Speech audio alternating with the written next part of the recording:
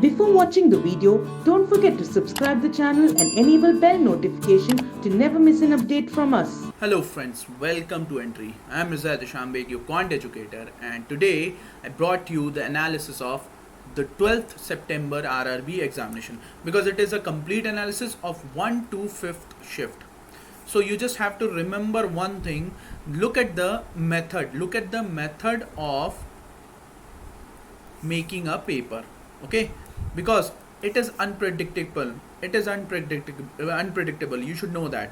Why? Because if you try to remind all these statistics can change, it can vary in the coming days. All right, let's say that if simplification doesn't introduce in this day, that means that doesn't mean that it will not introduce in the coming days. It can be introduced, so you should be aware of that and don't lose any of the chapter, because as you know that whether we are talking about quant section or we are talking about reasoning section, syllabus of both the subjects are not as high as you are expecting, so you should be aware of that. All right, and just watch it and learn it, and don't try to remember everything. Just keep that in your mind that these sections can vary, okay.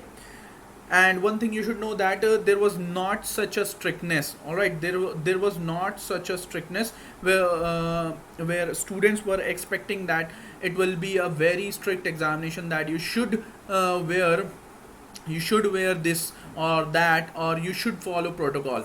And you should know that your thumb impression is not going to take them. All right, they're not going to take your thumb impression. Why? Because of the pandemic situation, okay, remember that. So they will make you write down a declaration. And you should have to sign on that. All right, what you have to written on the declaration, what you have to write on the declaration, it will be available on that day, okay. Now let's go ahead and let's see what are the questions asking in the overall shifts. So here is the first analysis of quantitative aptitude. It can vary. All right, I have gathered all the information from various sources to put here in a combined form. So you just have to remember that it can vary. All right, look at this. In the first session, there were 2 DIs of 5 sets. Okay, while in the second shift, it was 13 questions. All right, while in the third shift, it was again 10. Fourth, there were 3 DIs.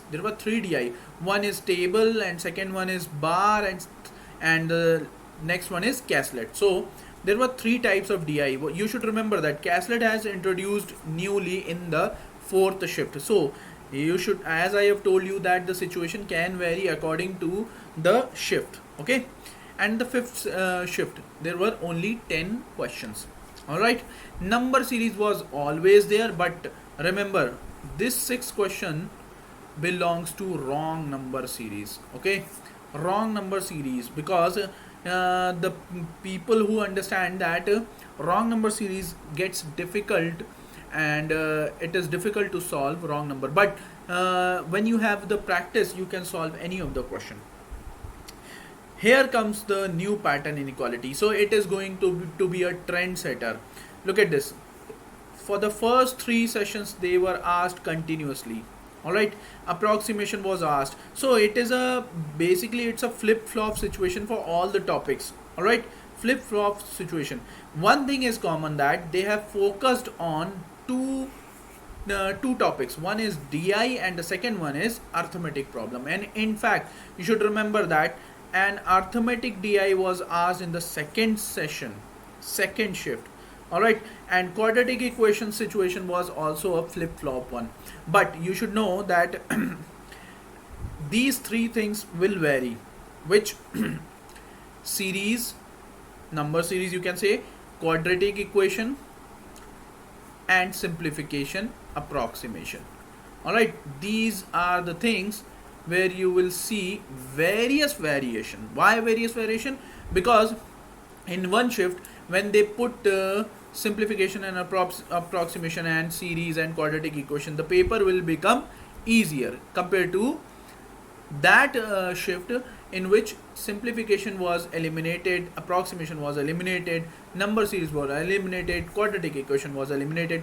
That means they were focusing only on arithmetic as well as DI, and some of the DI in the later shifts have caused problems for students because they were of lengthy. As I have told you that in the fourth shift a Casslet DI was introduced. That means Casslet DI is a lengthy one. Why lengthy one? Because you have to read all the data and put it in your own table. Alright, that means this kind of DI should be spared to last session. Alright, but as they have asked it, so you don't have any option, you just have to attempt that question. I hope you have attempted all the questions efficiently. But one thing you should remember that whoever is going to give the examination in the last shift, or you can say tomorrow or upcoming days, must remember that you cannot lose accuracy. If you lose accuracy, you might lose the question again. Okay, so you have to remember this. All right, so I hope you have got what I am telling you. Let's go ahead and see the other subjects analysis. Here clearly it says that they have focused on puzzle. As I have told you that if you have a strong command on your reasoning, you can solve any of the question, all right, of any of the subjects, because reasoning is nothing but a logical facts. And if you try, and if you are able to bring logic in your understanding, that means you can solve any of the question within fraction of time. That means you should know that they are focusing on puzzle, so there is no way you can escape this kind of thing. Now what I'm telling you is that only puzzle is constant and rest of the things have not been constant. In fact, earlier Silogs, they haven't started with Silog, but they have ended with Silog. But they started with inequality, but they haven't ended with inequality. So there is a major difference. All right, you should know that. And Chinese coding decoding was asked frequently in the couple of sessions. But one thing is clear, that they were focusing only on time consumption, because if you know how to increase your efficiency, then you can solve. As I have told you that they were going to ask lots of puzzle questions. Okay, so if lots of puzzle questions was asked, that means you have lesser time left to other questions. So just go with easy section first, then with moderate, and then with what, difficult or lengthy ones. I would prefer lengthy word instead of difficult word, because there is no such question in the prelims exams which is called as difficult.